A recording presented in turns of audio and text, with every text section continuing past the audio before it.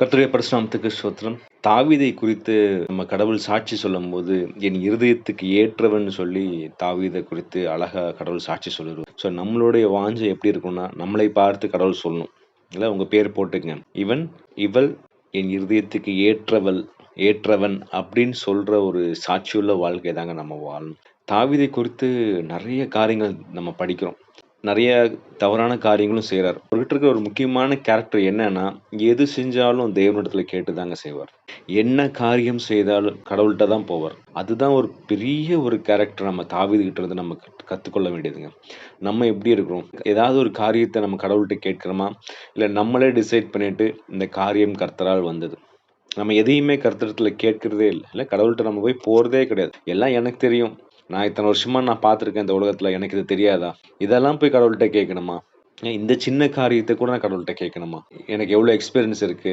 எவ்வளோ நாலேட்ஜ் இருக்கு? நாலேட்ஜ் கடவுள் தானே குடுத்தாரு. நான் ஏன் மறுபடியும் கடவுள்ட்ட போய் கேட்கணும்? இந்த மாரி நமக்குள்ளேயே நெறைய கொஸ்டின்ஸ் கேட்டுட்டு, நம்ம தேவனிடத்துல போகிறதையும் நம்ம மறந்து போயிறோம். ஆனா தாவீது அப்படி இல்லங்க. தாவீத பாருங்களேன், ஒவ்வொரு சின்ன காரியம்னாலும் கடவுள்ட்ட போய் கேட்பார். அதுதான் வந்து கடவுளுக்கு ரொம்ப பிரியமான காரியம். நம்ம கடவுள் எப்படிப்பட்டவர்னா, ரொம்ப அன்பானவருங்க. தகப்பனோட அன்பை விட அன்பு மிகுதியானவர். அவருக்கு என்ன ஆசைன்னா, என் பிள்ளை என்கிட்ட கேட்டு தான் செய்யணும். எதுனாலும் என்கிட்ட வரணும். நம்ம கடவுள்ட்ட கேட்கறதுனால கடவுளுக்கு எதுவுமே கிடையாதுங்க. நம்ம தான் வழி தப்பி போகாம இருப்போம். நம்ம கடவுள்ட்ட கேட்கும்போது ஏன்னா கடவுள் முற்றும் அறிந்தவர் இல்லையா? நம்மள பேர் சொல்லி அழைத்த தேவன். அவருக்கு தெரியும் நமக்கு என்ன வேணும், என்ன வேண்டாம்ன்னு. ஸோ நம்ம கடவுள்ட்ட கேட்கும்போது அழகா அவர் கைட் பண்ணுவார். தாவீது நம்ம பார்க்கிறோம். சாமுவேல் 30வது அதிகாரத்துல சிக்லாகுங்கிற ஒரு ஊர பறித்து போட்டிருக்காரு. கூட ஒரு 600 பேர் இருக்காங்க. தாவீதும் இருக்கிறாரு. அவர் என்ன பண்றாங்கன்னா, சிக்லாங்கிற ஊர்ல வந்து அவங்க கூடாரம் அமைத்து தங்கியிருக்காங்க. தாவீது வெளிய போகும்போது என்ன பண்றாங்க, அமலேக்கியர் வந்து சிக்லாக அழித்து, எரித்து போட்டு, மனைவி, பிள்ளைகள் எல்லாத்தையும் ஆடு, மாடு எல்லாத்தையும் தூக்கிட்டு போயிட்டாங்க. திரும்பி வந்து தாவீது பார்க்கிறாரு, அங்க எல்லாமே எரிந்து கிடக்கு. ஒண்ணுமே இல்ல. அழுகுறாங்க. எல்லாரும் சேர்ந்து அழுகுறாங்க. எல்லாமே போச்சேன்னு அழுது அவங்களால அழுக கூட முடியல. அவ்ளோ அழுகுறாங்க. அதுக்கப்புறம் என்ன ஆகுதுன்னா, கூட இருந்த நண்பர்கள்லாம் என்ன பண்றாங்க, தாவீதுனால தான் இந்த பிரச்சனை. நம்ம ஒழுங்கா வந்து சவுல் கூட இருந்திருக்கலாம். நாங்க தாவீது கூட சேர்ந்தனால தான் இந்த மாரி ஆயிடுச்சுன்னு சொல்லி தாவீத கல்லெறிந்து கொல்லப் போறாங்க. தாவீது பாருங்களேன், ஒரு வார்த்தை பேசல. அவர் என்ன பண்றாரு, கடவுள்ட்ட போறாரு. நான் அந்த வசனத்த உங்களுக்கு வாசிக்கிறேன். 1 சாமுவேல் 30:6 தாவீது மிகவும் நெருக்கப்பட்டான். சகல ஜனங்களும் தங்கள் குமாரர் குமார்த்திகள் நிமித்தம் மனக்லேசமானதினால் அவனை கல்லெறிய வேண்டும் என்று சொல்லிக் கொண்டான். தாவீது தன் தேவனாகிய கர்த்தருக்குள்ளே தன்னை திடப்படுத்திக் கொண்டான். அதுதாங்க தாவீது. எல்லாரும் நெருக்குறாங்க. அவனை கொலை செய்ய போறாங்க. தன் மனைவிமார்கள் போயிட்டாங்க. பிள்ளைகள் போயிடுச்சு. அவ்வளவு நாள் அவன் சம்பாரிச்ச சொத்து எல்லாமே போயிடுச்சு. ஒண்ணுமே இல்ல. 0 ஆயிட்டார். இல்ல எங்கேயோ இருந்த மனுஷன் திடீர்னு என்ன பண்ணிட்டாரு? 0. இல்ல கடவுள் அவரை பேர் சொல்லி அழைத்து, உன்னை வந்து இஸ்ரவேலுக்கு ராஜாவாகுவேன்னு சொன்ன தாவீது அந்த நேரத்துல 0 ஆயிட்டார். யோபு மாரி ஆயிட்டார். யோபுக்கு எல்லாமே போயிடுச்சு இல்லையா? அதே மாரி தான் தாவீதுக்கும் போயிடுச்சு. ஆனாலும் அவர் எங்க போறார்? கடவுள்ட்ட போறார். இல்ல கடவுள்ட்ட போய் தன்னை திடப்படுத்திக் கொண்டார். பிரச்சனை வந்துருச்சு கடவுளே. ஆனாலும் என்னுடைய நம்பிக்கை நீங்க தான்.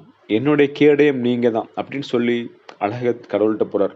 கடவுள்ட்ட போய் கேட்கிறார், கடவுளே நான் வந்து இந்த அமலேக்கியனை பின்தொடரட்டுமா? எனக்கு போனதெல்லாம் திரும்பி வந்துருமான்னு கேட்கும்போது அழகா கடவுள் பதில் சொல்றாருங்க. நீ போ. இல்ல நீ விளைந்தது எல்லாம் உனக்கு திருப்பி கொடுப்பேன்னு சொல்லி அழகா கடவுள் சொல்றார். அதுதான் நம்ம கடவுளுங்க. நம்மனா இருந்தா நினைச்சிருப்போம். நீங்க பாருங்களேன். ஒண்ணு யாராவது நம்மள சொல்லிட்டாங்கன்னா, நம்ம ஃப்ரெண்ட்ஸ் நம்மள தவறா பேசிட்டாங்கன்னா, இல்ல அசிங்கமா பேசிட்டாங்கன்னா, நம்மள அடிக்க வந்துட்டாங்கன்னா, உடனே என்ன பண்ணுவோம்? உடனே நம்ம எந்திரிச்சு அடிக்க போயிரும். இல்ல என்ன தப்பா பேசிட்டானா, நான் அவன என்ன பேசுறேன் பாரு. உடனே அந்த ரியாக்ஷன்ஸ் நம்ம மேல யாராவது ஒரு குறை சொல்லும்போது, குற்றம் சொல்லும்போது, அடிக்க வரும்போது, கேவலமா பேசும்போது, நம்ம இடத்துல இருந்து ஏதாவது புடுங்கிட்டு போகும்போது, நம்ம உடனே நம்மளுடைய ரியாக்ஷன்ஸ் எப்படி இருக்கு? நம்ம பதில் செய்றோமா? நம்ம கடவுள்ட்ட போறோமாங்க? தாவீதை போல நம்ம இன்னைக்கு கடவுள்ட்ட போவோம். கடவுளே எல்லாமே போயிடுச்சு கடவுளே. எனக்கு நீங்க திருப்பி தருவீங்களான்னு சொல்லி தாவீதை போல கேட்கும்போது, கடவுளுக்கு சித்தமா இருந்தா கடவுள் திருப்பி கொடுப்பாருங்க.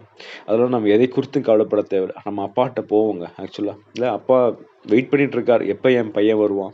எப்ப என் பொண்ணு வருவா? அவன் படுற கஷ்டத்தலாம் நான் பார்த்துட்டு தான் இருக்கேன். என்கிட்ட வரட்டும். நான் அவனுக்கு பதில் சொல்வேன். அவன வழி நடத்துவேன்னு சொல்லி அழகா தாவீதுக்காக எப்படி கடவுள் வெயிட் பண்ணிட்டு இருந்தாரோ, நமக்காகவும் வெயிட் பண்ணிட்டு இருக்காரு. அழகா வந்து தாவீது போறாரு. போற வழியில கூட ஒரு கைண்ட்னஸ் இல்ல ஒரு வேலைக்காரன், அமலேக்கியரோட வேலைக்காரன் வந்து அங்க சாப்பிடாம, கொள்ளாம 3 நாள் இருக்காரு. அவங்களுக்கு சாப்பாடு குடுக்குறாங்க. அழகா கடவுள் அவர் மூலியமா, அந்த வேலைக்காரன் மூலியமா அமலேக்கியர் எங்க இருக்கிற இடத்துல காமிச்சு, கொண்டு போய் எல்லா இடத்தையும் திருப்பிட்டு வராருங்க. ஒன்று கூட என்ன எடுத்துட்டு போனாங்களோ அத்தனையும் திருப்பி குடுக்குறாரு கடவுள். அதுதான் நம்ம தேவன். ஸோ கடவுள் ஒவ்வொரு நேரத்திலயும் நம்மள செக் பண்ணிட்டு இருக்காரு. என்ன சார்ந்து என் பிள்ளை இருக்கிறானா? என்ன சார்ந்து என்கிட்ட கேட்குறான் நான் செய்யறதுக்கு முன்னாடி, இல்ல அவனே டெசிஷன் மேக் பண்றானா? நம்ம பிள்ளையும் அப்படிதான் நம்ம நினைப்போம் இல்லையா? என் பிள்ளை என்கிட்ட கேட்க மாட்டானா? நம்ம அவனுக்கு ஹெல்ப் பண்றதுக்கு நம்ம தயாரா இருப்போம் நம்ம பிள்ளைக்கு. அதே மாதிரி தான் கடவுள் தயாரா இருக்காரு. அதனால இன்னைக்கு நம்ம எதை குறித்தும் கவலைப்படாம, என்ன பிரச்சனை நம்ம வாழ்க்கையில வந்தாலும் நம்ம தேவனிடத்துல போவோம்.